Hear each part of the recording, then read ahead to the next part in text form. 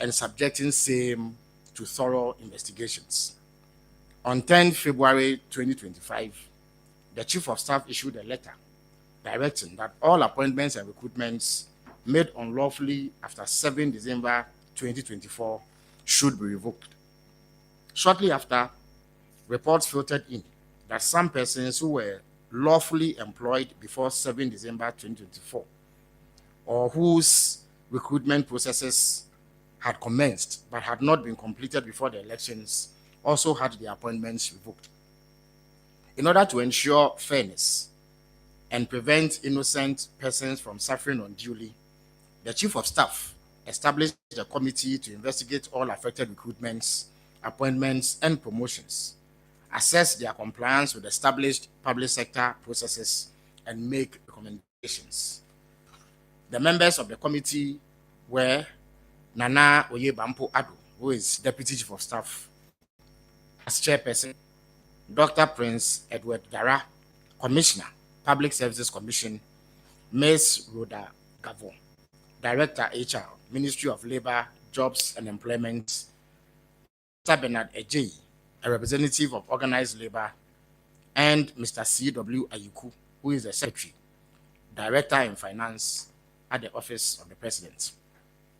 The terms of reference of the committee were as follows. 1. To determine whether the prescribed procedures for recruitment and promotions were followed in the recruitments and promotions made after the December 7th election. 2. Establish the dates on which the processes leading to these recruitments and promotions commenced and ended. 3. Identify and categorize recruitments and promotions that complied with the stipulated procedures and those that did not. And 4. Provide a case-by-case recommendation for the government's consideration.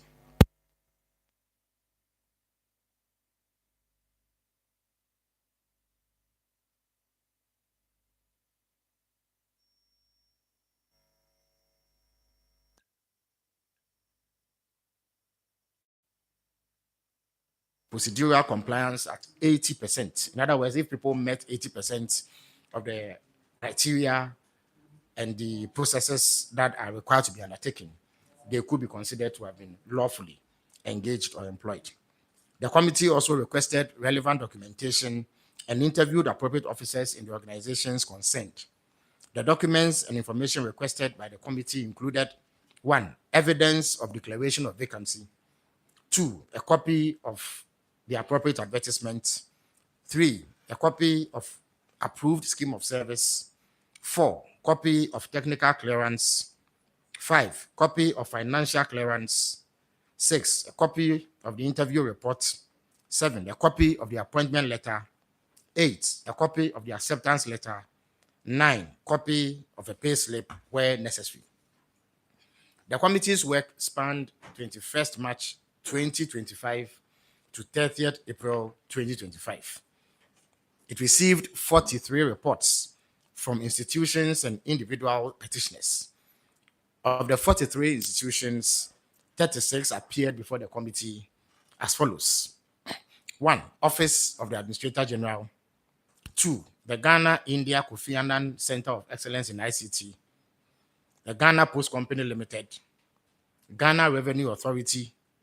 Ghana Ports and Harbors Authority, the Ghana Shippers Authority, the National Health Insurance Authority, Office of the Head of Local Government Service, the Ministry of Gender, Children and Social Protection, the Ministry of Energy and Green Transition, the Ministry of Food and Agriculture, Office of the Attorney General and Ministry of Justice, the Petroleum Commission, the Public Procurement Authority, the National Communications Authority, the Ghana Meteorological Agency, the Northern Electricity Distribution Company, National Pensions Regulatory Authority, the Tema Oil Refinery, Ministry of Health, Ghana National Gas Company, Volta River Authority, Bui Power Authority, the Ghana TVET Service, the Ghana Investments Promotion Center, the Electoral Commission, the Gaming Commission of Ghana, Aircraft Accident and Incident Investigation and Prevention Bureau, the Ghana Maritime Authority, the PSC Tema Shipyard Limited,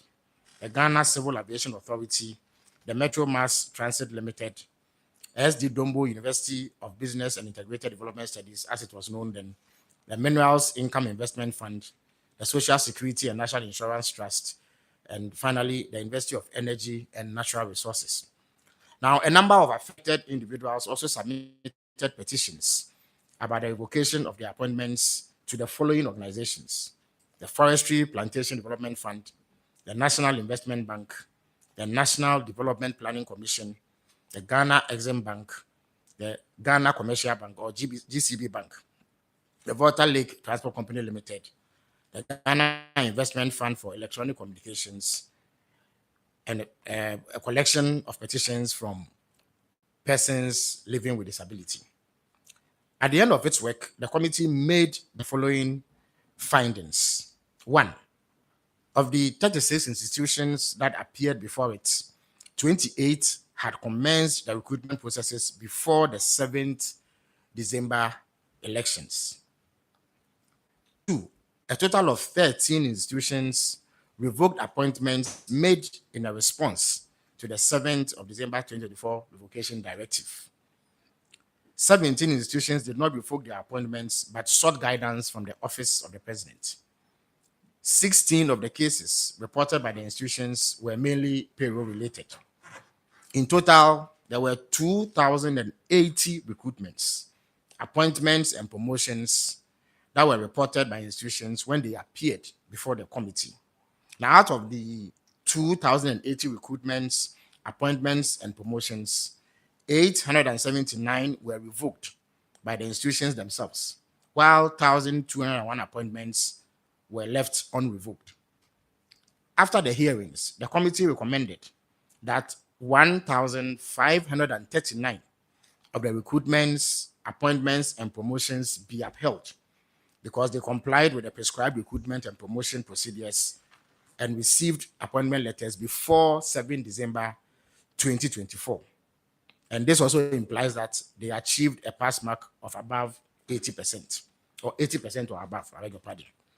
The committee recommended, however, that the recruitments, appointments, and promotions of 541 persons be revoked because the recruitment processes ended after 7 December 2024 and failed to meet the pass mark. In other words, they also did not comply with the processes and guidelines slated or designed to govern that process.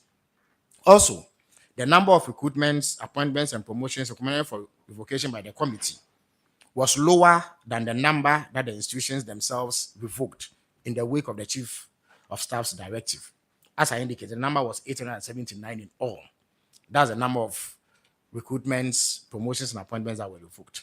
Now, this differential is because the committee paid special attention to vulnerable groups, including persons with disabilities, particularly within the Ghana Education Service. There were some of our compatriots who suffered some disability, but we found that their recruitments should be revoked because it did not comply with the laid down process. But because of their peculiar situation and the hardship that could be imposed upon them if we were to enforce this directive, they were given some clemency, and therefore they have been allowed to regularize their processes in order that they stay within the public service and earn an income.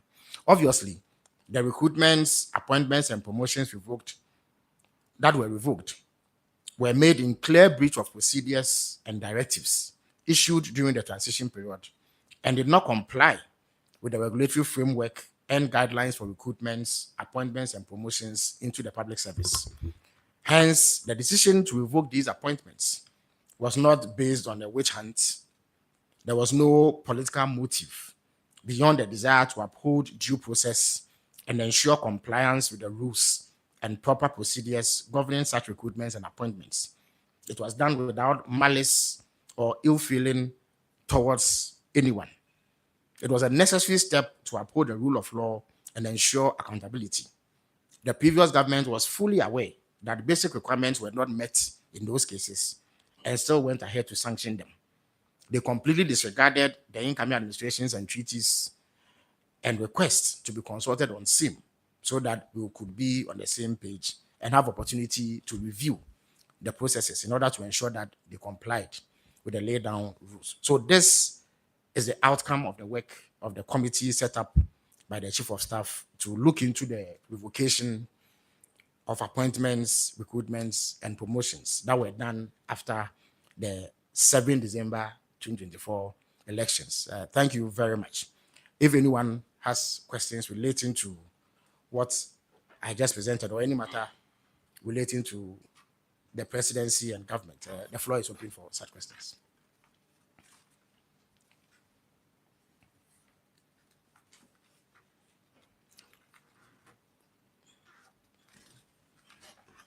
So, because this is live on television, I'll suggest that those who are asking questions should move now so that we don't have a long break. So I take it that the presentation was self-explanatory and touched on every point. All right. So in that case, then I thank all of you for coming. All right.